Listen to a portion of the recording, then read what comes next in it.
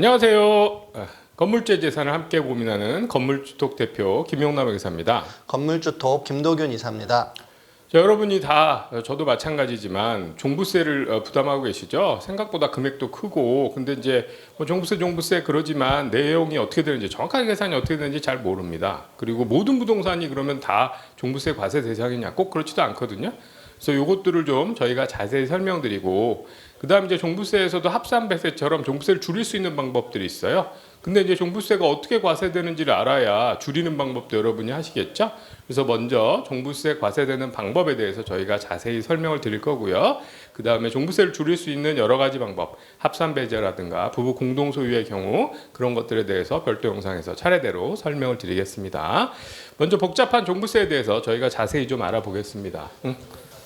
종부세는 일종의 이제 보유세입니다. 부동산을 가지고 있을 때 그거에 대해 세금을 내는 거고요. 보유세는 재산세와 종부세 두 가지가 있는 건데 이게 구체적으로 어떻게 되나요? 네, 일단 종부세가 생기기 전부터 재산세는 있었습니다. 그래서 재산세는 일단은 지방세죠, 지방세. 그래서 관할 지자체에서 관리를 하고 있고요. 그래서 이 재산세에 대한 부과는 관할 지방자치단체에서 이미 하고 있었습니다. 그래서 이걸 지방세로 하는 이유는 그 지방자치단체 예를 들어서 구청에서 재산세를 과세하면은 그 돈은 구청에서 쓰도록 한 맞습니다. 거죠. 네. 그래서 부과 금액은 일단은 그 재산세를 부과하는 그 부동산 전체 금액을 기준으로 세금을 부과하고요. 그다음에 그 주택을 만약 내가 세 채를 갖고 있다. 그럼 세 채 물건별로 개별적으로 다 과세를 합니다. 그래서 그러니까 여기 전체 과세한다는 뜻은 종부세 경우는 일부 공제를 주죠. 이건 공제가 없다는 뜻이고 그다음에 물건별로 한다는 건 합산하지 않고 부동산별로만 과세한다. 그리고 납부 기한은 이제 7월에 한번 고지를 해서 납부를 하고요. 그다음에 9월에도 다시 한번 또 고지를 해서 주택 같은 경우에는 두 번 나눠서 내는 거고 토지는 9월, 뭐 건물은 7월 이렇게 고지를 두 번에 나눠서 하고 있습니다. 그 반대로 종부세 같은 경우는 재산세가 지방세인 거에 비해 종부세는 국세로 지정을 해놔서 각 소유자의 국세청에서 과세하는 거죠. 이게 이제 이거는 종부세를 주로 부담하는 지역이 강남이나 서초, 뭐 잠실 이런 지역인데 거기서 만약에 구청세로 해버리면 구청에서 막 쓰면 그 지역만 돈을 많이 쓰게 될 거 아니에요. 그래서 이거를 전국에 뿌려주려고 국세로 만든 겁니다. 그리고 부과하는 기준은 그 과세 기준 금액을 따로 정해둬서 그걸 초과하는 분에 대해서만 종부세를 계산해서 내게 되어 있고요. 재산세는 전체 모든 금액 그냥 전체를 기준으로 세금을 매기는 거라면 종부세는 일정하게 빼주고 공제한 나머지에 대해서 세금을 내는 거죠. 그리고 설명드린 것처럼 이제 소유자 전체 종합이기 때문에 이 소유자가 갖고 있는 종부세 과세 대상인 건물을 합쳐서 세금을 내게 되어 있습니다. 이게 종합부동산세라는 말을 만들게 된 배경도 개인별로 합산한다. 합쳐서 개인이 부동산 많이 가지고 있으면 그거에 대해 세금을 더 많이 높은 세율로 매기겠다 이런 뜻으로 합산해서 과세한다는 말의 종합부동산세예요. 그래서 개인별로 합산합니다. 그리고 납부는 재산세는 다르게 매년 12월 1일부터 12월 15일 사이에 납부를 하게 돼 있어서 고지서는 보통 11월 중순쯤에 각 소유자에게 부과가 됩니다. 고지를 하게 되죠. 그래서 1차적으로는 부동산 소재지 관할 지자체에서 그 부동산을 과세 유형별, 뭐 주택, 토지 이런 게 구분해서 재산세를 일단 부과를 하고요. 그 다음에 그 각 유형별 기준 금액 초과한 분에 대해서 이제 세무서에서 이제 소유자에게 종부세를 부과해서 내게 되어 있습니다. 그러니까 1차로는 구청에서 서울 같으면 구청에서 재산세를 부과하고 종부세는 세무서에서 부과를 하게 되는 이런 과정을 거치게 되는 거죠. 자, 그 다음에 종부세는 구체적으로 이제 어떤 세금이냐 한 번 더 설명해 주시면 종부세 과세 대상이란 건 물론 부동산인데 종부세가 모든 부동산의 세금을 매기는 건 아닙니다. 그래서 합산은 하는데 종부세 과세 대상이 되는 부동산은 어떤 거죠? 일단 1차적으로 하나는 이제 주택입니다. 주택 부수 토지를 포함한 주택에 대해서 종부세를 과세를 하고요. 그래서 비교를 해서 보시면 재산세 같은 경우는 기본적으로 주거용으로 주택이나 별정 뭐 그다음에 여러 가지 기숙사, 어린이용 주택 이런 것들이 있고 그다음에 일반 건축물이 있으면 요 네 가지 유형에서 건축물의 유형을 크게 네 개수로 나눴을 때 재산세라면 다 부과를 고지를 해서 근데 납부를 하게 종부세 되고. 다 내는 거 아니죠? 네, 맞습니다. 종부세는 일단 기본적으로 우리가 살고 있는 아파트 연립 뭐 다세대 이런 또는 주거용만. 주거용 오피스텔만 종부세를 과세를 하고 종부세로 개인별로 합산하고 네, 나머지 별장은 종부세 과세 대상 아니고요. 임대주택이나 사원주택, 그다음에 가정 어린이집용 주택 이런 것들은 종부세 과세 대상 아닙니다. 그다음에 우리 꼬마 빌딩도 종부세 과세 대상 아니죠. 상가를 가지고 계신 분들은 일단 그러니까 종부세는 건물 가지고 계신 분들은 난 건물 갖고 있는데 종부세가 얼마나 되나 이렇게 걱정되실 수 있는데 주거용 주택 아닌 기타 건물은 종부세 과세 대상이 아니다. 걱정하실 필요 없는 거예요. 네, 그다음에 이제 주택 이외에도 토지에 대해서도 우리가 일단 재산세에서 과세 유형을 좀 구분을 해서 그러니까 우선 두었고 주택, 그러니까 건축물 중에는 주택만 과세하는 거고 네. 땅은 네. 과세를 하는 부분이 있는 거죠. 네, 맞습니다. 근데 땅에 대해서는 무조건 한 번에 합산하는 건 아니고 땅도 합산하는 유형이 두 개가 있는 네, 거죠. 맞습니다. 그래서 일단은 기본적으로 종부세를 부과하지 않는 분리해서 과세하는 토지가 있습니다. 그래서 이거 같은 경우에는 뭐 재산세상으로 요 세 가지가 재산세에서 분류하는 거죠. 네, 맞습니다. 재산세 세 가지가 있는데 분리과세 토지는 재산세는 과세하는데 종부세는 안 내죠. 네, 얘는. 맞습니다. 네. 그래서 국가의 보호 뭐 농사를 짓는 땅이라든지 아니면 아예 뭐 골프장이라든지 이런 지역은 재산세를 좀 많이 내는 네. 대신 종부세 네, 과세 안 맞습니다. 하고. 그리고 별도로 정해서 거의 뭐 경제 활동이나 상업 활동에 이용하는 토지 같은 경우는 별도 합산이라고 구분을 지어서 이제 따로 분류를 해 이 두었고요. 부분은 그러니까 영업용으로 경제 활동에 사용하는 그런 토지라서 상대적으로 재산세율을 좀 낮게 해주고 종부세율도 좀 낮게 네. 해주는 그런 토지죠. 네, 그리고 종합합산 토지 같은 경우는 이 두 가지를 제외한 나머지 토지를 일단 종합합산이라는 명칭을 정해서 과세를 그러니까 하고 요 있습니다. 마지막 부분은 경제 활동에 사용하지 않는 토지에 네. 해당되는 거죠. 그래서 경제 활동에 소지 않는 나대지라든가 이런 거. 그러면 얘는 투기 목적이기 때문에 상대적으로 재산세율도 좀 더 높게 하고 종부세율도 좀 더 높게 하는 거죠. 네, 맞습니다. 그래서 좀 더 자세하게 보시면 네. 분리과세 토지는 일단은 예를 들어서 뭐 일부 농지나 임야, 뭐 공장 요지 일부나 골프장이나 고급 오락용 토지 같은 경우에는 그래서 이런 그 농지나 얘네들은 세율이 상대적으로 매우 낮고 네. 골프장 같은 거는 일종의 너무 호화 시설이니까 얘는 되게 높게 중간을 내는 해서, 거죠. 네네. 이렇게 됐고 그래서 재산세는 과세 대상에 해당되고 종부세는 안 냅니다. 여기는 그래서 저런 거 가지고 계신 분은 종부세 생각 안 하셔도 되고요. 토지 그다음에 별도 합산 토지 앞에 살펴본 것처럼 경제 활동에 주로- 쓰는 거.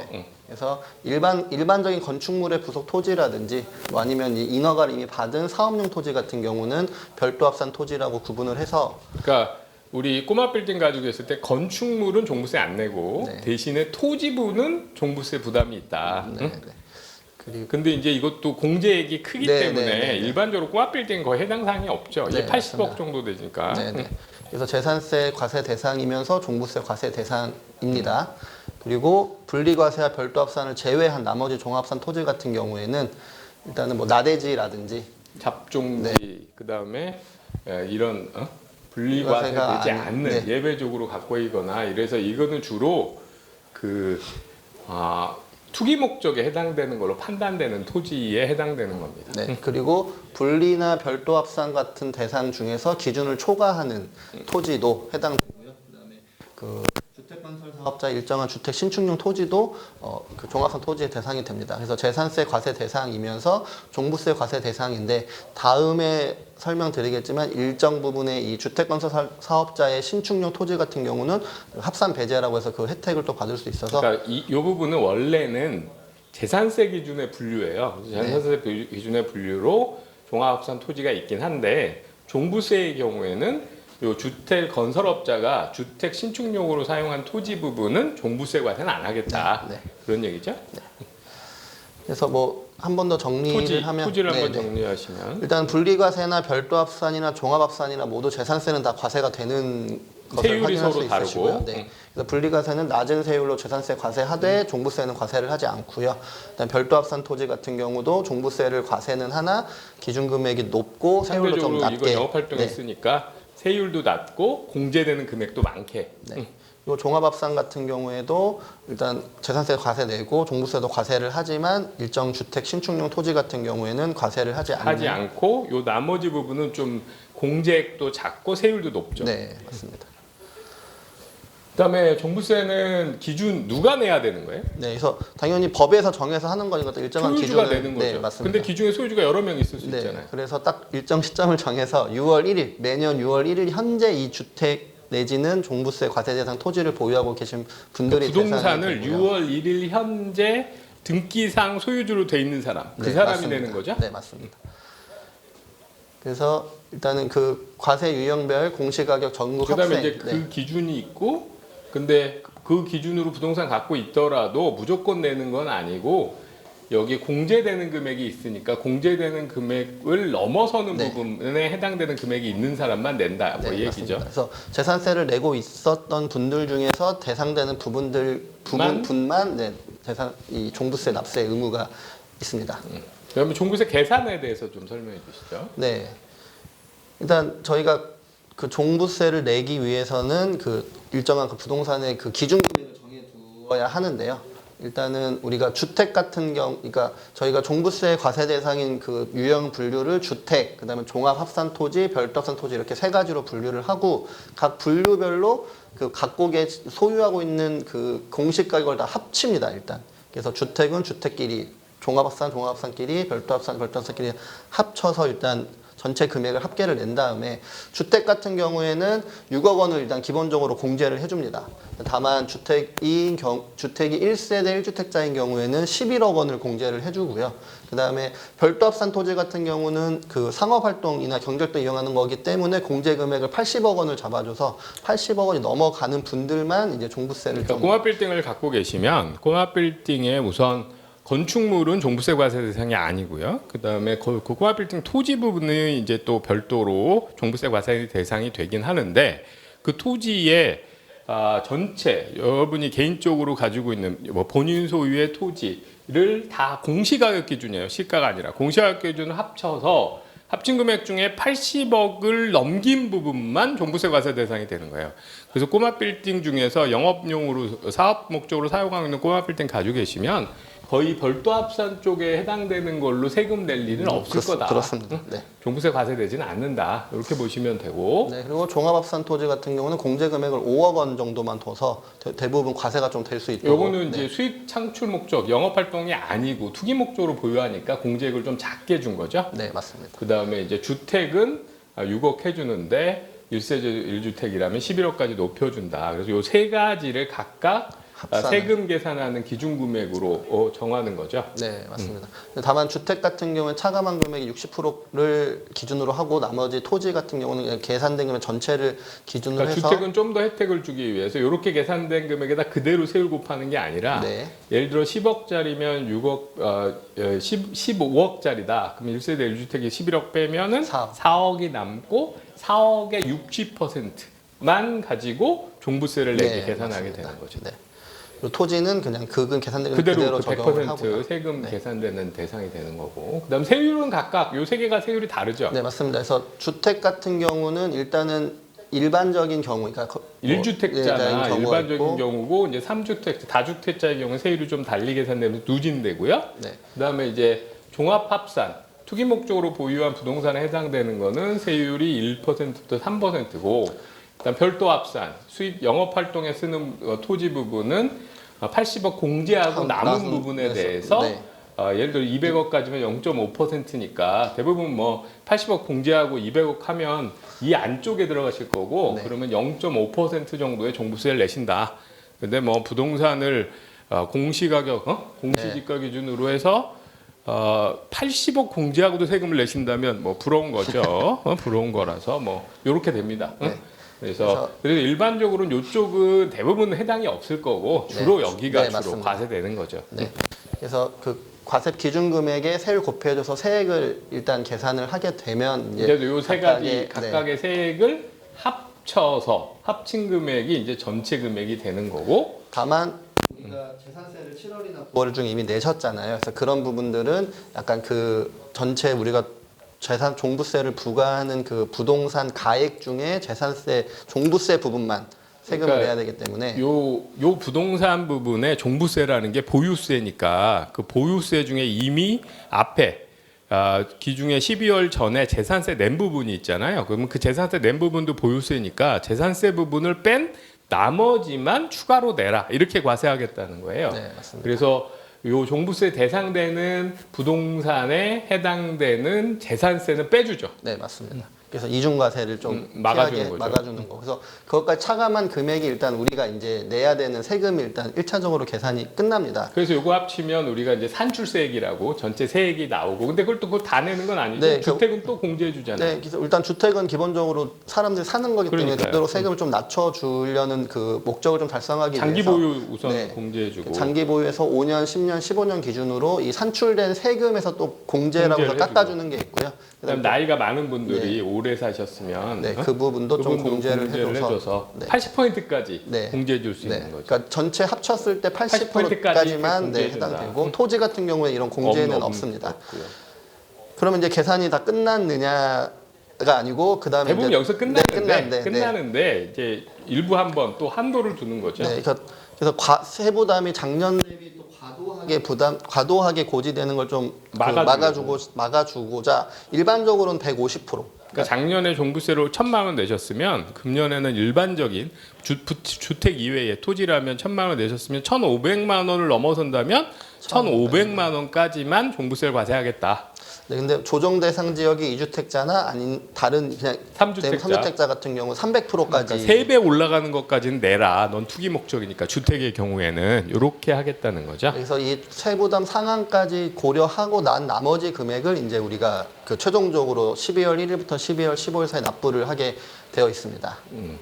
그다음에 납부하는 방법도 좀 이제 네. 선택할 수 있죠. 납부는 고지서가 11월 중순쯤에 아마 다 대부분 받으실 수 있으실 거고, 그래서 12월 1일부터 12월 15일까지 납부를 하시면 되고요. 말씀드린 것처럼 국세기 때문에 관할 지방 세무서 국세청에서 고지서를 발부합니다.